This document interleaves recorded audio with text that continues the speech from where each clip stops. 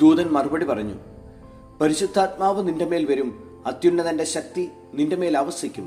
ആകയാൽ ജനിക്കാൻ പോകുന്ന ശിശു പരിശുദ്ധൻ, ദൈവപുത്രൻ എന്ന് വിളിക്കപ്പെടും. ദൈവത്വത്തിന്റെ പൂർണ്ണത മുഴുവൻ ശാരീരികമായി ആരിൽ വസിക്കുന്നുവോ അവനെ ഗർഭം ധരിക്കാനാണ് മറിയം ക്ഷണിക്കപ്പെട്ടത്. പരിശുദ്ധാത്മാവിന്റെ ദൗത്യം എപ്പോഴും പുത്രന്റെ ദൗത്യത്തോട് ബന്ധപ്പെട്ടിരിക്കുന്നതും അതിനായി നിയോഗിക്കപ്പെട്ടിരിക്കുന്നതുമാണ്. യേശുക്രിസ്തു പരിശുദ്ധാത്മാവിനാൽ ഗർഭസ്ഥനായി കന്യാമറിയത്തിൽ നിന്ന് പിറന്നു എന്ന് ഏറ്റുപറയാത്ത ക്രൈസ്തവ വിശ്വാസം അതിൽ തന്നെ അപൂർണമാണ്. തന്റെ അനുസരണം മൂലം മറിയം ജീവിക്കുന്ന എല്ലാവരുടെയും അമ്മയായി.